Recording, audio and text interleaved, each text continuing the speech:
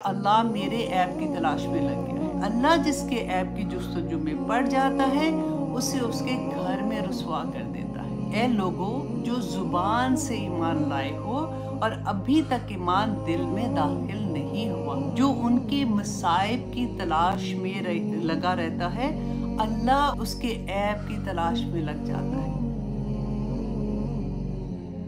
It's a small reminder, लेकिन फिर से करते हैं क्योंकि बहुत दफ़ा हमने इसके बारे में बात की है कि मुस्नद अहमद की हदीस है 9875, सैयदना अबू बरसा असलमी रदी अल्लाह अन बयान करते हैं कि रसूलुल्लाह सल्लल्लाहु अलैहि वसल्लम ने थोड़ी ना बुलंद आवाज़ से ऊंची आवाज़ करके बात की कि यहाँ तक कि औरतों तक भी वो आवाज़ चली गई कि मतलब रसूलुल्लाह चाहते थे कि औरतें भी इस बात को सुने। और रसूलुल्लाह ने फरमाया कि ए लोगों जो ज़ुबान से ईमान लाए हो और अभी तक ईमान दिल में दाखिल नहीं हुआ। अब देखिए सेम यही बात हम कुरान पाक में भी पढ़ते हैं।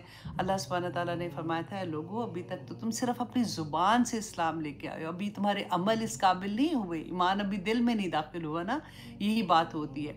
तो रसूलुल्लाह सल्लल्लाहु अलैहि वसल्लम ने भी एग्जैक्टली वही बात कही और कहा कि तुम मुसलमानों की ग़ीबत ना किया करो, उनके पर्दे वाले अमूर की टो में ना लगा करो, जो उनके मसाइब की तलाश में लगा रहता है, अल्लाह उसके ऐब की तलाश में लग जाता है। देखिए कितनी बड़ी बात है। कभी भी आप ये सोचें कि ग़ीबत कर सुन लेना, इवन करें या सुने, फौरन दिल में ये ख्याल लाया करें, प्रैक्टिस कर ले कि अल्लाह मेरे ऐब की तलाश में लग गया है। और फिर रसूल अल्लाह ने फरमाया, अल्लाह जिसके ऐब की जुस्तजू में पड़ जाता है उसे उसके घर में रुसवा कर देता है। अल्लाह अकबर।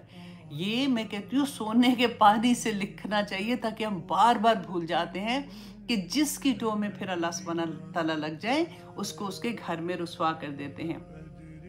अब देखिए कि कई दफ़ा ऐसा होता है ना कि हमें लगता है कि फिर हम बात क्या करें, वो घबराहट होती है जब हम ऐसी वाली चीज़ें सुनते हैं। तो एक बात याद रखिएगा कि गीबत क्या होती है, जब हम किसी का नाम लेके, किसी का इशारा करके या लिखना भी, मतलब लिख के भी आप किसी को बताते हैं या किसी का नाम लेके करते हैं ना, वो भी गीबत में शामिल होता है। जब आप नाम लिए बगैर बात करते हैं तो वो गीबत में नहीं आएगी। कितनी बड़ी बात है ना, एक सुकून मिल जाता है कि अच्छा ठीक है, इतनी बुरी आदत पड़ गई है, चलो ठीक है अब मैंने नाम लेके नहीं बात करनी। तो ये that this will be your first step, इंशाल्लाह इंशाल्लाह।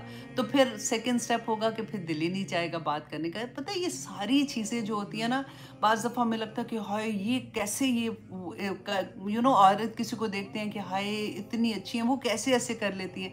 ये तकवा के लेवल्स होते हैं। और कभी ऐसे नहीं होगा कि आप पहले से ही 10वीं सीढ़ी पे चले जाएंगे। पहली सीढ़ी पे आएंगे तो फिर इंशाल्लाह 10वीं सीढ़ी पे भी जाएंगे। तो इसलिए आपने स्टेप बाय स्टेप चलना है और बड़े सुकून से। कभी होता है ना कि जब हमारी ज़िंदगी में कुरान खुलता है तो फिर बस दिल चाहता है कि सारा कुछ आज ही कर दे। उसमें फिर क्या होता है कि एकदम से इतनी ज़ोरों शोर से शुरू करते हैं और फिर कई दफ़ा उतनी ज़ोरों शोर से छोड़ भी देते हैं। अब देखिए